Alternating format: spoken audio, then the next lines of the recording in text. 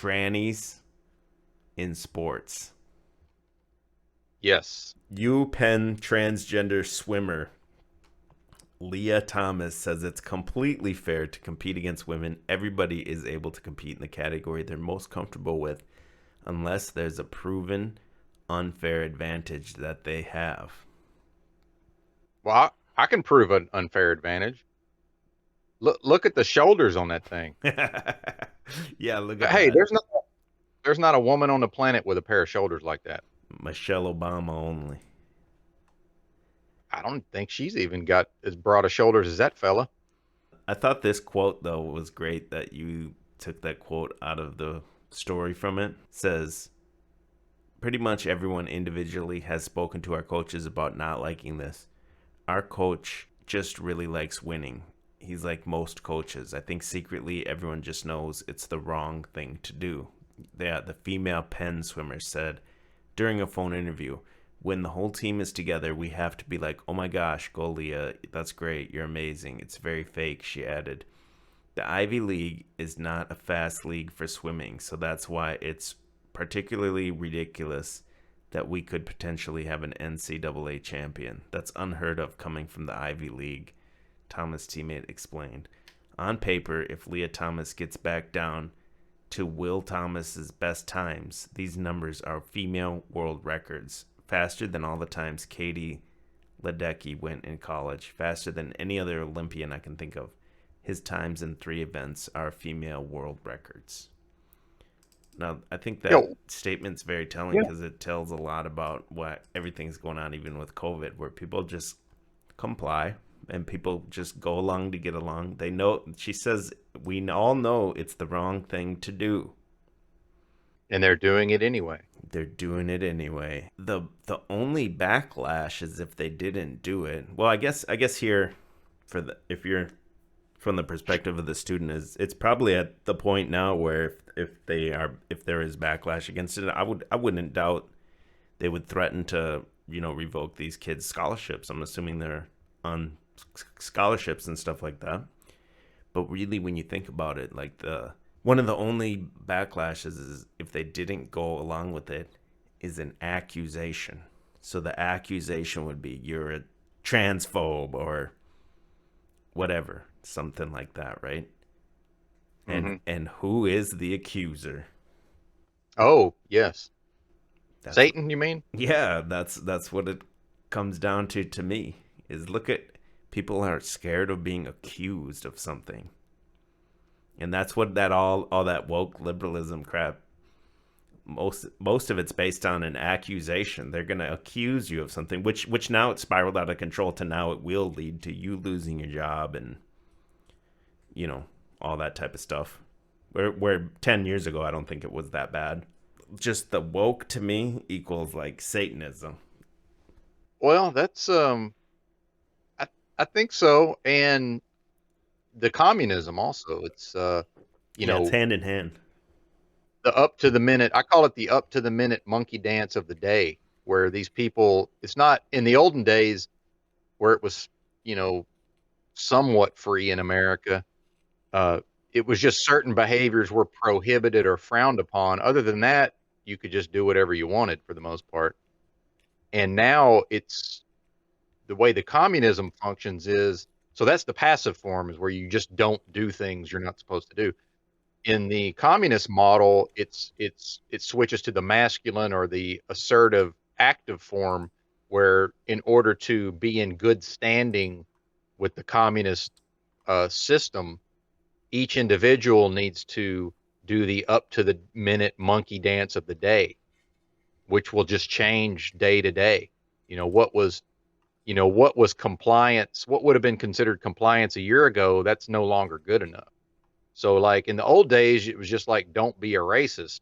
And now that's not good enough. Now one needs to be anti racist to positively affirm that they are not, in fact, a racist through their overt actions, which is obviously nonsense.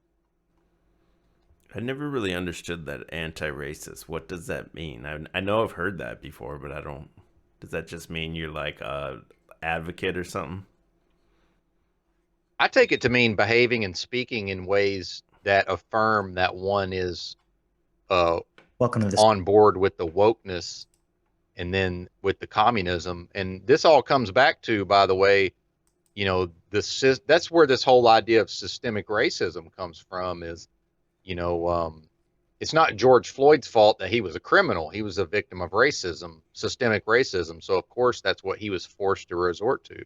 That's they literally believe that, and that's something I covered on I believe my recent podcast, the most recent one. That they really believe that he's a pure of heart and just a great person, but then the systemically racist system forced him to be a criminal and a drug addict.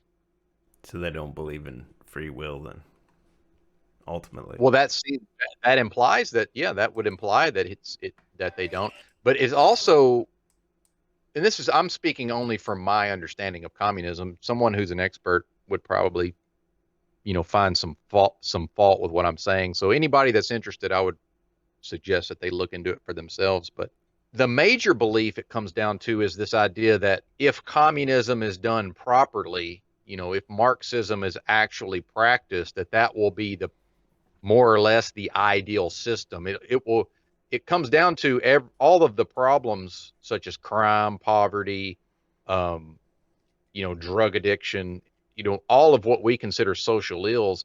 That's all blamed on having classes in society. The proletariat, the bourgeoisie, the various classes, and that so the communist model claims to get rid of classes, although it doesn't in practice. But that's what it's all based on, from what I can tell, is that this idea that if we actually had real Marxism, then there would be no crime, there would be no drug addiction, there would be no social ills, which Yeah, but then, obviously is insanity. yeah, at the same time, the last live stream I did with Fringe, shout out to Fringe Files, uh, that they're literally creating a second class citizen right now with this whole medicine. Well, What's and all of these, but it's going to be death camps, so they're going to get rid of us.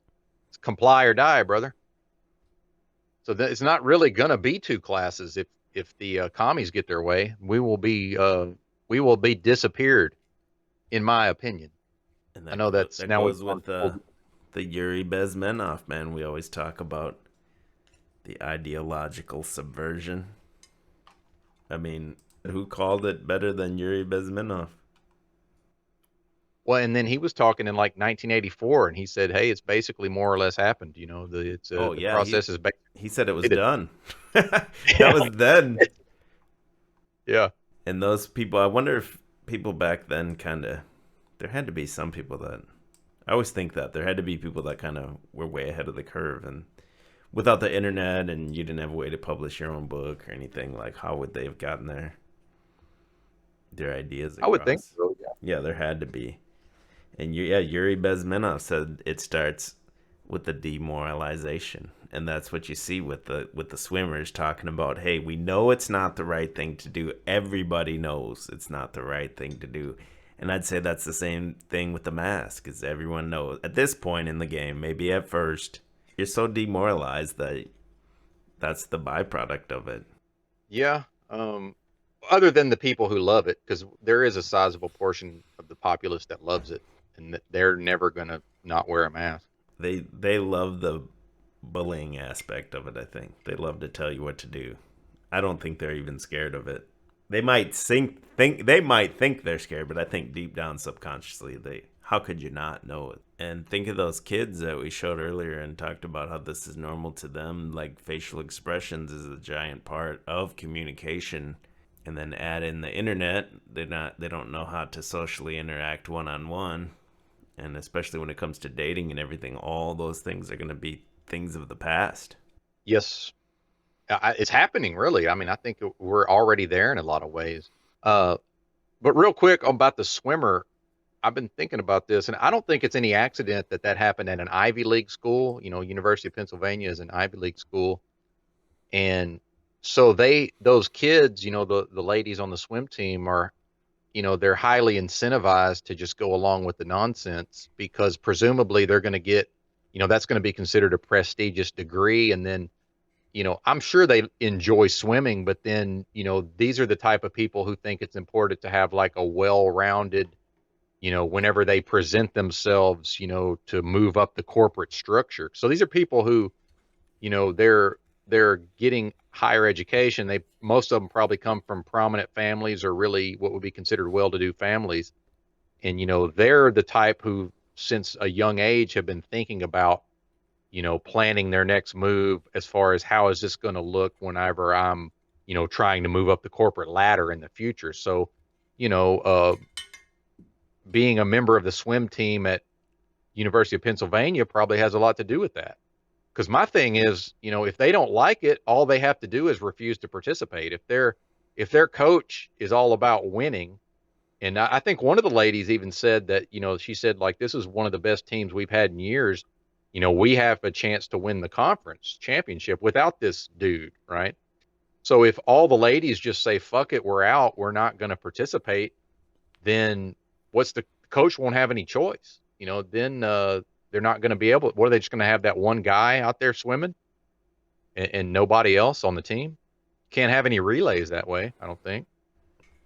You got to remember too, these are like young women, so to ask them to take that kind of a bold stand, that's a lot to ask, and especially young women of this day and age that have grown up with the internet.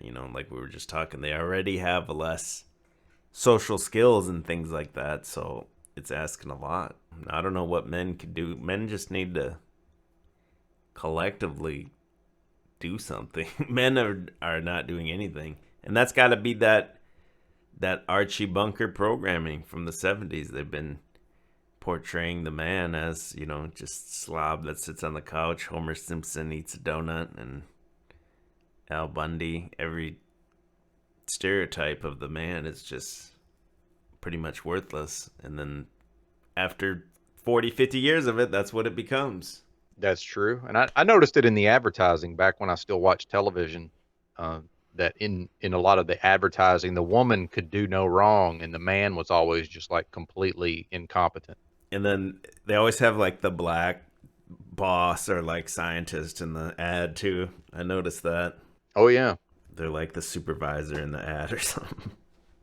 Well, and you'll rarely see a woman, unless it's an advertisement with just a woman and no man, you will rarely ever see a woman portrayed as doing anything domestic when there's, a man around. So I saw an advertisement on a city bus one time, and it was the woman was like kind of consoling her daughter or, having like a tender moment with the daughter in the foreground in the kitchen.